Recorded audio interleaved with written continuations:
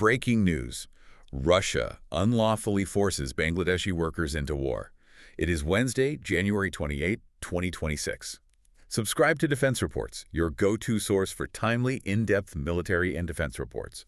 I'm Alex. Join me with Aurea in the latest podcast by Defense Report for a sharp, no-nonsense breakdowns of the latest in global defense news, military technology, and strategic developments. And today we're going to cover, well, a story that frankly feels like it belongs in a dystopian novel, not on the front pages. We are digging into an investigation that has blown the lid off a massive, state-sponsored human trafficking ring. And it is absolutely state-sponsored. That's the key. We're talking about Bangladeshi men who were promised civilian jobs in Russia, regular gigs like chefs, janitors, electricians, and they're being systematically deceived, kidnapped effectively, and forced onto the front lines of the war in Ukraine. Yeah, and it's so important to be clear about this from the start. Absolutely. We are not talking about mercenaries here, not guys looking for a payday or some kind of ideological fight. Yeah. This is deception on an industrial scale. I mean, men who thought they were going to be cleaning floors in Moscow are ending up as human shields in minefields. It's horrific. And there's one detail from this investigation that I just can't shake. A Russian commander speaking to a terrified Bangladeshi recruit who was refusing to hold a gun told him point blank, "We bought you."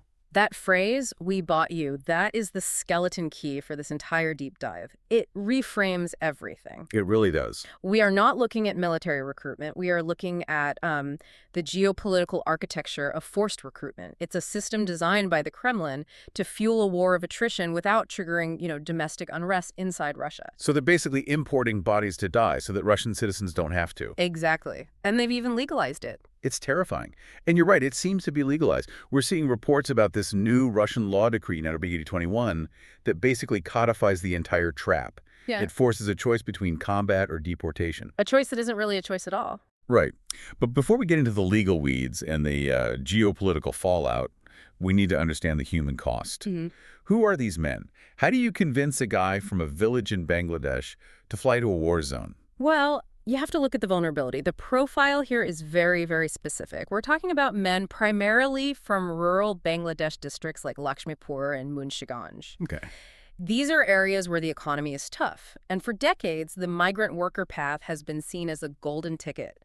You go abroad, you work hard, send money home, and you lift your family out of poverty. These men aren't soldiers. They are laborers. And they're already taking massive risks just to get to the starting line. I was looking at the financials for one of the victims, a man named Maksudur Rahman. He's a laborer. To get to Russia, he took out a loan of 1.2 million Bangladeshi taka. Which is, what, in dollars? It translates to roughly $9,800. Wow. In rural Bangladesh, that's a fortune. It's a life-altering amount of money. It is. He paid nearly $10,000 for the opportunity to go to Russia.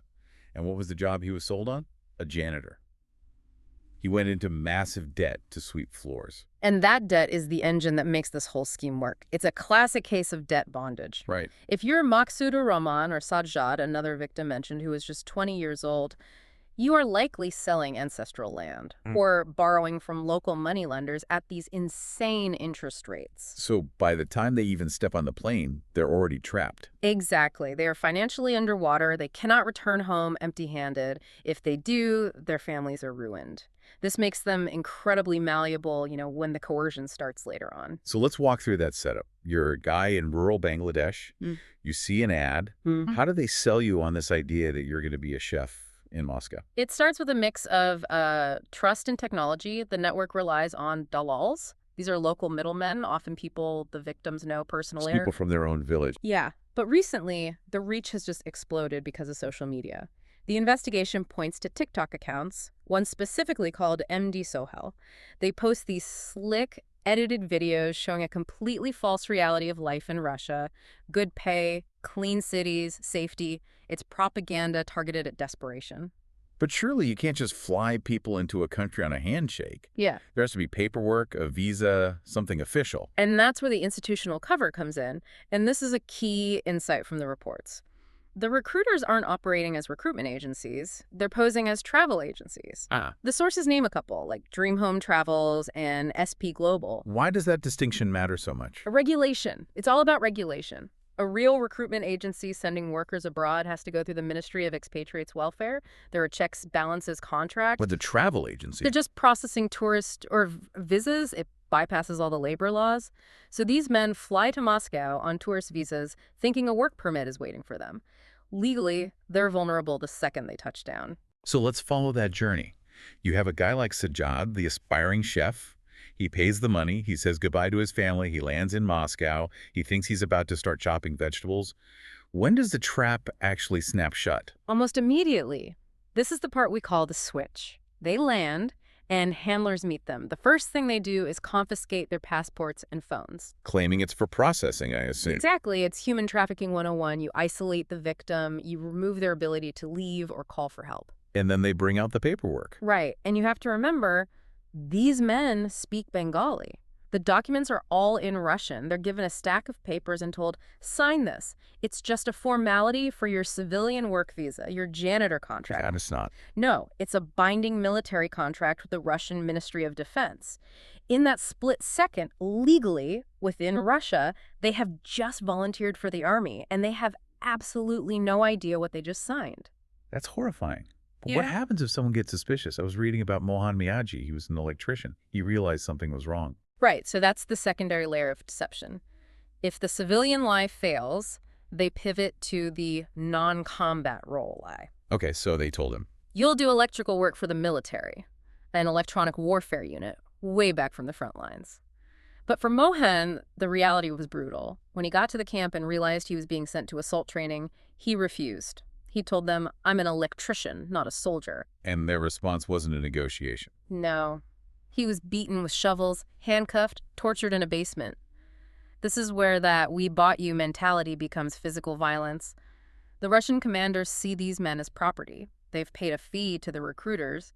In their eyes, they own that person's labor. Whether that labor is digging a ditch or clearing a minefield with their body. It makes absolutely no difference to the command structure. Which brings us to the tactical reality. We hear the term meat grinder a lot with this war.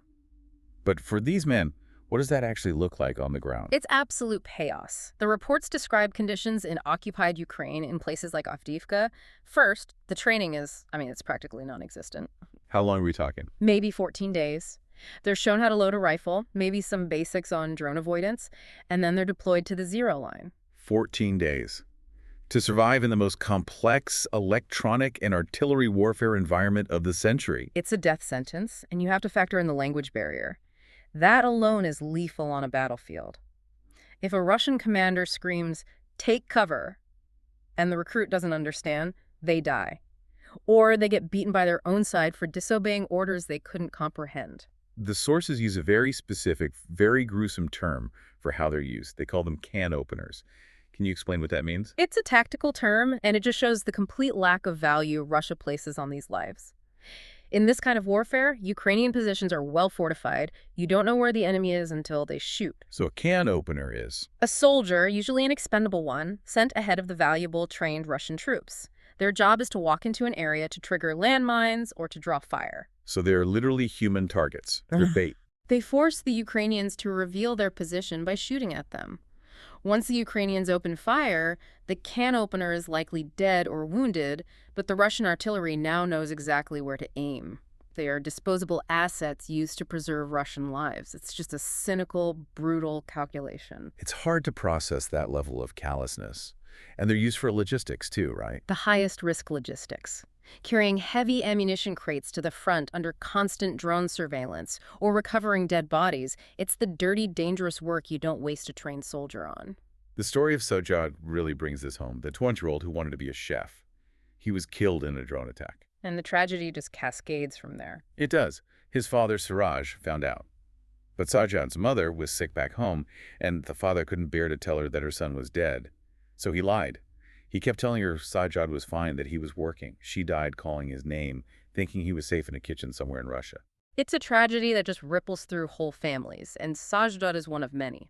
Investigators estimate 30 to 40 Bangladeshis have already been killed. But given the nature of these assaults, the real number is almost certainly much higher. So I have to pivot to the why.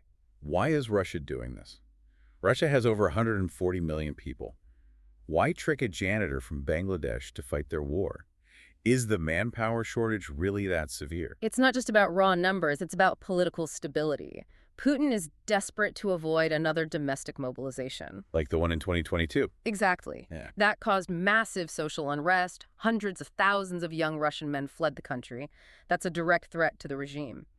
Putin needs bodies to keep pressure on Ukraine, but he can't risk pulling too many young men from Moscow or St. Petersburg. So they outsource the death. They import people to die. Precisely. It's a cynical calculation. If a Bangladeshi national dies in Donetsk, there's no mother protesting in Red Square, there's no political fallout in Russia, and they've weaponized their legal system to streamline this whole process. This is Decree Note 821 you mentioned earlier. Yes, signed in November 2025. It's a crucial piece of the puzzle. It creates a coercive legal loop. The decree mandates that any foreigner seeking residency or citizenship must sign a military contract. Wait. So if you're there working legitimately, maybe for a year, and your residency is up for renewal, You're presented with a choice: sign up for the army or you're deported.